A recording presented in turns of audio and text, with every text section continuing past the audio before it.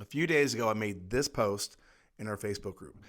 It went crazy. We had a ton of people commenting and wanting to know specifically what kind of question was so compelling that it made sales virtually effortless.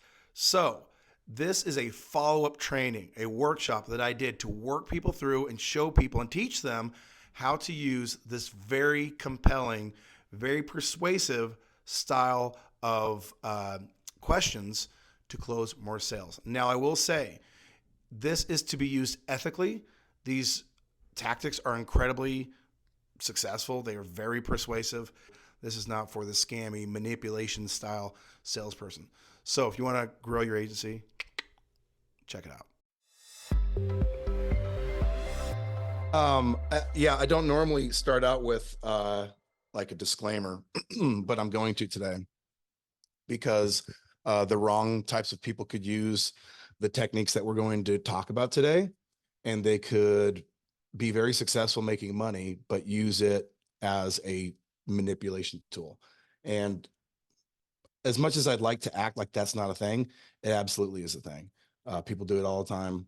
So don't, okay? So I wanted to come in today, provide some context, provide some scenarios, and provide for you guys a technique to help you guys start getting more customers. I mean, that only benefits me in the long run, not to be self-serving, but if I can help you guys get better, that's a win-win for both of us. So let's go ahead and I'm going to open up the chat as well. All right. Hey, I like the Merry Christmases going around, by the way. Merry Christmas, everybody. All right, let's go ahead and get rolling. So I'm starting really quick with my Genie pitch deck. How many of you in the comments are using the Genie pitch deck? You can just give me a 1 if yes. And these are all the slides in my Genie pitch deck, and they're broken up into what the core objective is as it associates with the slides. So the first two, that's the discovery phase. That's the question phase. Okay. The second one is establishing credibility and transitioning to quote the pitch. The next 3 sections are problem discovery solution. So taking their core objections and moving them aside with a new way. So 1, 2, 3. And there's 3, generally speaking, there's 3 core objections that we can come up with that will, obliterate about 90% of the issues. We don't go beyond that because people can't really handle much more than 3. Okay. We then summarize. Okay. Because, Clayton Makepeace said, tell people what you're going to tell them, then tell them what you told them. So we can never tell people enough times, they will always forget. So we summarize, then we transition to close. Okay. We don't just abruptly go into a close, and then we close, right? So this is the general layout of the Genie pitch deck. It works incredibly well. All right. Now today, we're not going to look at any of this except for the first 2 slides. What happens in the first 2 slides, which is effectively the question section. Okay. Now to set the stage here, I'm going to play a video that will, I think, frame out the type of questions that we're really going to dive into today. So we'll go ahead and hit that. So we've been joined now by Gary Bricket. I think the easiest thing, Dana, explain to the audience who Gary is and why he's so important to you. Yeah, so Gary Bricket is a human biologist, and I met him through a longtime friend of mine. So I ended up finding out that he was a mortality expert. So he could tell you when you were going to die, and he would be right within a month or so. So I became obsessed with this. So that was all I cared about. So he finally talks me into coming out, and he starts going through my blood work, and he starts telling me everything that's wrong with me with no medical history whatsoever on me. So this is kind of blowing me away. Then he told me what was wrong with my parents, and he was right. So basically, wow, he ended up getting me. And he says to me, give me 10 weeks. I promise I'll change your life. So I said, all right, I'll commit 10 weeks to this. Okay. Pretty impressive, just overall in terms of the before and after, like the actual outcomes and the results. Okay. But what is happening within this 45-second clip is much more psychological than Dana White or Gary Brecka, I think, intended it to be. Okay. And it's funny because I've been following Gary Brecka for quite some time. I have an autoimmune condition, which is called Hashimoto's. It's very common. It's low T, hypothyroidism combined. It's not like life-threatening or anything like that. But because of that, I was very interested in this presentation here. Okay. Now, if we look, we're going to go back to the sales pitch here real quick. If we look at something I call the question phases, I want to break each one of them down, and then I'm just going to give you what the answer is, and we're going to break it apart. Like, we're going to break apart the category questions that is so compelling. Okay. So the first type of questions are something I call the BRT questions. These are questions that you ask that are designed to build a relationship of trust, to build rapport. We'll get a few examples here in just a minute. Okay. So that is the nuts and bolts of what you're doing. When you start a conversation, we all know people buy from those they know, like, and trust. Okay. If you're jumping right into a pitch and you're not establishing some rapport, you're totally messing this thing up. All right. The next is qualify. It is as important to qualify. All right, guys, make sure your microphones are muted, please. All right. It is as important to qualify your prospects as any other step. Okay. There's several reasons for that. Number one, if you don't start out by qualifying, you don't position yourself. You don't actually position the value that you're going to create for them. Number two, if you do end up closing them, they end up being a terrible customer. There's so many reasons why you want to do it. And there are subtle ways to do it, but you always, always, always want to qualify somebody as a fit or not a fit for your approach. This definitely speaks to having a niche. I know several people are like, oh, I'm going the nicheless route. I'm going to what? Well, you're wrong. You're wrong. If you want to scale and go crazy, you must qualify, you must niche. All right. And then the third type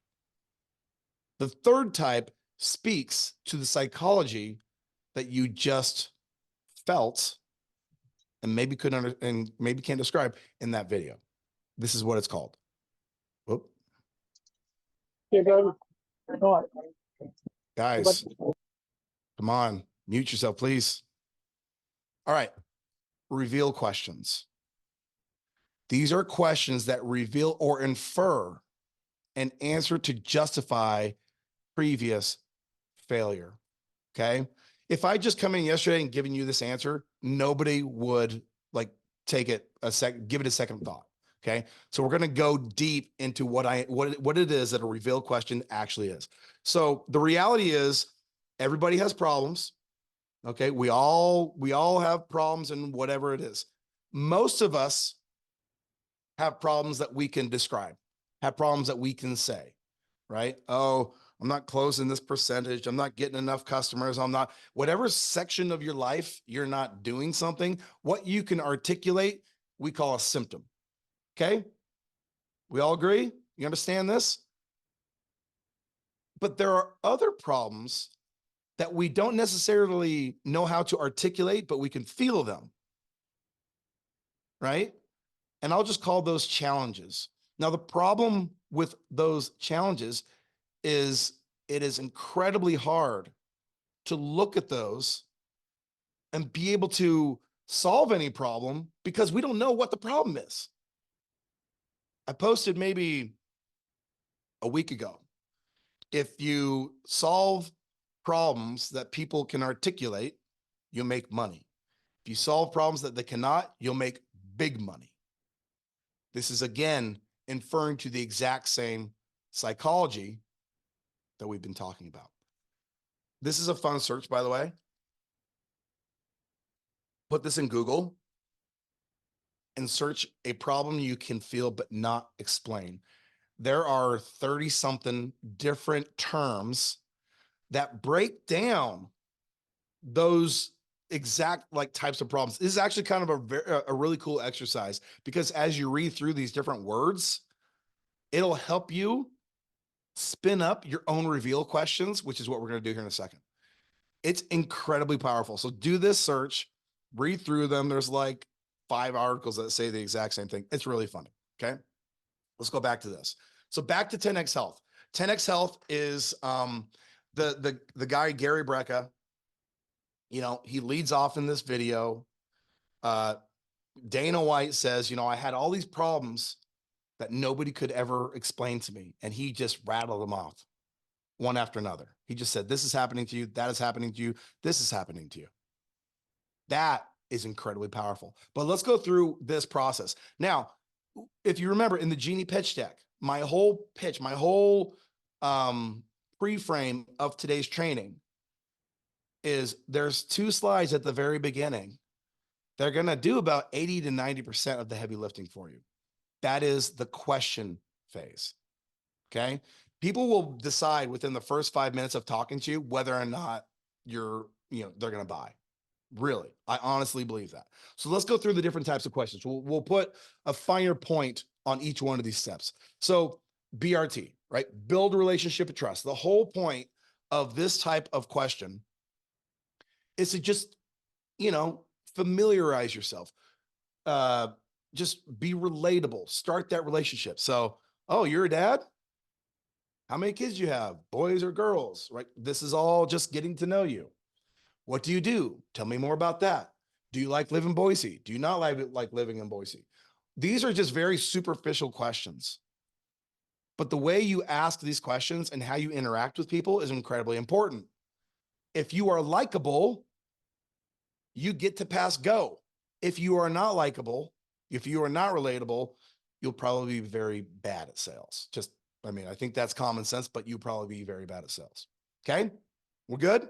Give me a 1 in the chat. I don't want to just talk at you guys rather. Give me a 1 in the chat if you're following this so far. Are we good? All right. We got a bunch of 1s coming. All right, cool. Qualify. Now qualify. This is something that people think, well, first of all, I don't think that most people qualify that much.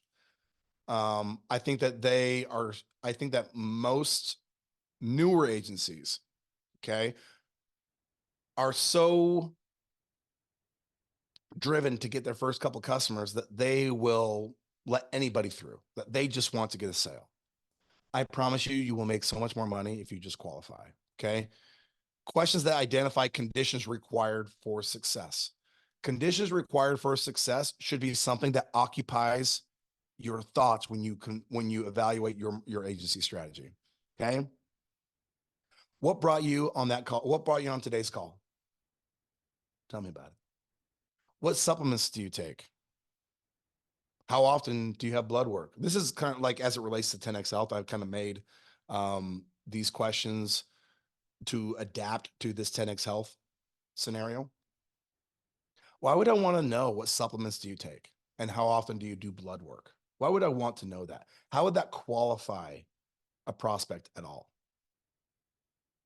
I know that they're spending money on supplements, so that shows that they're trying to solve a problem already. You want that. You want a person who is demonstrating a motivation to solve a problem. If they are not interested, if they are not motivated, they shall not pass go. Okay. How often do you have blood work? If they're not doing the things that they should be doing. Now, let's say they're like, let's say you have a series of questions and they're demonstrating that they are qualified, but then I don't do blood work. It's like, oh, okay. Well, that could be an ignorance thing. That's not necessarily a qualified thing, right? But just understand that as you ask these questions, they should be cluing you to a person who is motivated, looking for a solution, and fits your agency solution.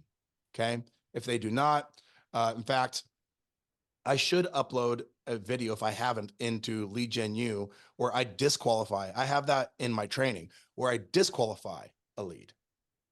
In fact, I will do that. I'll remember, you guys. Don't let me forget, but I will remember.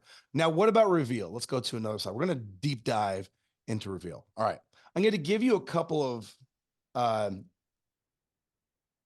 examples. And these are examples, by the way, that or questions, because I did the 10X, I went ahead and did the gene test. I did this, and I had a follow-up with the doctor. And when the doctor got on, he asked me, he did the BRT questions, he did the qualified questions. But then he asked me questions like this. Said, let me ask you a question. When you go to bed at night, does your mind race? Like, do you feel like it's harder to go to sleep? I was like, yeah, I mean, I do. I go to sleep every night, you guys, generally speaking, thinking about so many ideas, thinking about strategy, thinking about, I just can't put it, I can't put it to sleep, you know? And so sometimes I have to watch Burn Notice to like, cause it's, I love Burn Notice, but I like, anybody watch Burn Notice, by the way? Give me a 1 if you watch Burn Notice or have ever watched Burn Notice. Vernon, yes. I love, dude, we got some Burn Notice lovers. I love it, you guys. So I'll put that on so I can go to sleep. All right. No doctor has ever asked me a question like this before, by the way. Okay. After we talked in the qualifying questions, he asked me about my diet. I said, you know, I do eat a healthy diet. I eat very well. He goes, well, you eat a healthy diet. Why do you think your blood pressure runs high? And I'm like, well, familial, isn't it familial? It's like, maybe. Or could there be other reasons that are totally within your control to get that down? I'm like, well, that sounds great, right? He's inferring information without telling me information. Do another one. Has your doctor ever asked or recommended any inflammation testing? I don't think my doctor thinks that the word inflammation is woo woo. Today's science and everything they're doing, everything they're pushing out in terms of research and case studies, almost everything is related back to inflammation and lack of oxygen in the body. So there are so many things that are happening that are new, that the current solutions that are available in today's market. Now I'm talking about health, but this applies to your business as well. All right. So in the back of my mind, this is what I am thinking. I'm like, I'm healthy and this seems off. Like what I've been hearing before, it just seems off. And honestly, I live a really healthy lifestyle. So me having high blood pressure, for example, should not be an uncontrollable thing. I shouldn't have to go on statins or any of that kind of bullshit. Okay. But I can never get an explanation from my current solutions to any of this. Okay. In fact, I cannot tell you. And by the way, how many of you guys have gotten this response from a doctor? This is not a doctor training, but we don't really know. Like I'll ask a question, like, we don't actually really know. There's nothing more frustrating than having, you know, your health in this exact situation without an answer. It's like, shouldn't you know an answer? You go to school for how long and you can't tell me why this? By the way, it happens to like so many people. You can't give me a simple explanation. I find that sus, as the kids say. All right. You guys, are you getting this so far? Are we getting this? I guess give me a 1. Carnivore, Steve, I'm on it, buddy. I'm on, bro. I'm on it. All right. All right.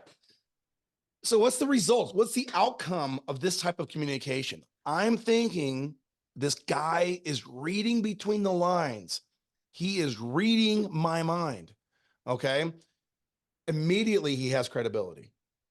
Immediately, because I will say, when I got on, even though this guy was a doctor, I will say on that consultation, I'm like, I'm going to get sold. But as soon as he asked these questions in my mind, he went from a salesman to a trusted advisor. What would you rather be on a sales call? A salesman or a trusted advisor? Which one positions you to win? What do you think? Okay, advisor. There's one person that wants to be an advisor. George, very good. Anybody else want to be an advisor? Trusted advisor. Okay, even better. See, George, Steven upped you right there, buddy. Sorry, he was just paying attention. All right. You go from needing I mean, basically, when you're positioned that way and you ask these questions, you don't have to do the persuasion tactics anymore. Honestly, how many of you guys have been in a situation like this and you finally just, you metaphorically raise your hand. You're like, just tell me the solution. You don't even need them to explain. You don't need that. You just tell me the solution. How many of you guys have felt that way before? And maybe you can't remember. By the way, teaching this concept is probably one of the most challenging things I've ever tried to teach, because it's teaching how to read between the lines. It's not teaching the lines. It's what's between them. And that is an incredibly challenging thing to do. All right. Add last minute items before the meeting ends. Travis Egan, otter.ai. Not sure what that is, but awesome. Let's go ahead and we're going to do an example. I wanted to do, again, I spun this up between yesterday and today. I'm sure that in your own niches, just thinking around this idea of reveal questions, you'll come up with some great ones. But I went and I was like, well, what's an obvious one? Okay, how about accountants, right? Here's a couple of questions that if I was considering going from one accountant to another, if they asked me these questions, I would immediately be positioned to hear their pitch, to hear their solution. Has your CPA ever told you not to write off your home office? How many of you have been told by your CPA to not write off your home office? Like it'll basically flag. Okay, there we go. Have you ever been shown the correct way to write off travel? Did you know as a business owner, you can write off all of your travel? Have you ever been shown how to do it? Do you feel like you're paying too much in taxes? And my lunch. That's right, Brad. Does your CPA say everything is a high risk strategy? I cannot tell you. I've had a lot of, because I've been an entrepreneur for my entire career. I've had so much interaction with accountants, and they are an accountant is not an accountant is not an accountant, right? There are good ones and there are bad ones, and there are smart ones and there are dumb ones.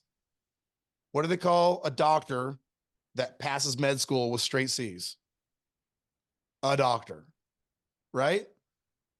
All people are not created equal. They have a spectrum. Some of them are more interested. I was talking to a guy last night who is a doctor, and I knew more about his subject matter in a very niche thing because it happens to apply to me than he did. And I'm giving him all these solutions. The point is this. These reveal questions, if you are narrowed down and specialized, will absolutely position you to win. All right. Let me throw out a couple more. Now, this would apply to you guys directly. Questions that you can answer, questions that in 9 years of doing this, questions that I have, or I should say, I have heard people say things like this. Have you ever been told by your agent, by an agency, that Facebook ads don't work in your area? Have you ever been told that, Mr. Client? Well, yeah, I have. Interesting. Have you been told that people before, like when they're selling you, they can target people who have money, but all of your leads come in and they're broke? Have you ever been told that? Well, yeah, they told me they had like a fancy targeting thing and they could do this and they could do that. And it was just the same as every other agency. Interesting. Have you ever had to tell an agency that your leads stopped, and then the next day or the next day after that, your leads magically started to flow again? You ever had that experience? Yeah, I have. That happened to me with every agency I ever worked with. Interesting. Let me give you guys a quick gut check. What do you think would happen to your sales if you asked these exact questions in the very first 5 to 10 minutes of your call? What would happen? And at this point in time, if anybody wants to do I'm going to stop sharing for 2 seconds. What do you think would happen? Give me a digital emoji if you're brave enough to give your commentary. If you've had this experience before, if you've had people who have, let's see here, we got 2 pages of people. Who's going to be the brave one? What do you think would happen if you put those specific questions in your pitch deck? What do you think would happen, buddy? Like in the chat, they're like, if you can recite their pain to them, then they are going to assume that you must have the answer to the pain. Exactly.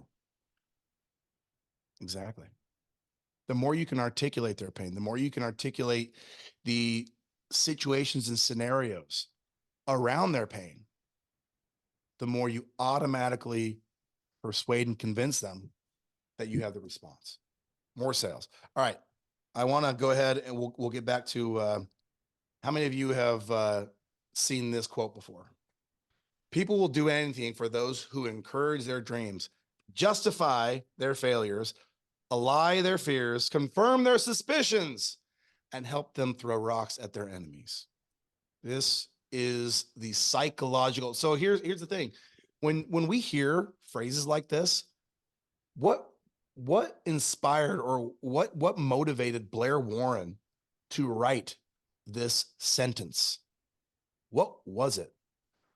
It is an understanding of human psychology that when people have problems, they are suspicious of whatever a promoted solution is. And so when you, the salesman, come and you're like, boom, here's my solution. They're like, well, hold on. You're sus. That's what the kids say, you guys. You're sus. I've tried this. It didn't work. It didn't work before. Justify their failures, right? Allay their fears. I've been told about people like you before.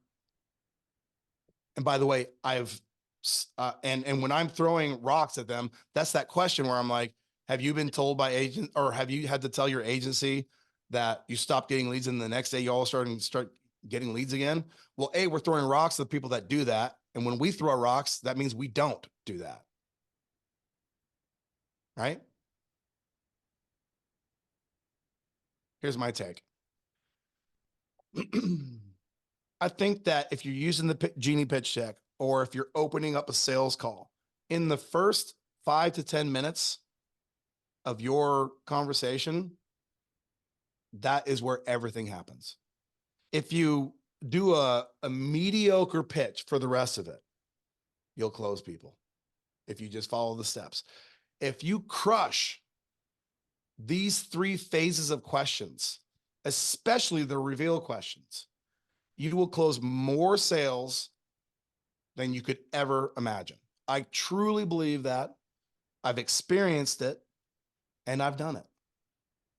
And I think that if you guys are looking to either up your own game or your team, it would be foolish not to deep dive into a niche and understand what conspiracies and what confusion and what thoughts are between the lines of your prospect.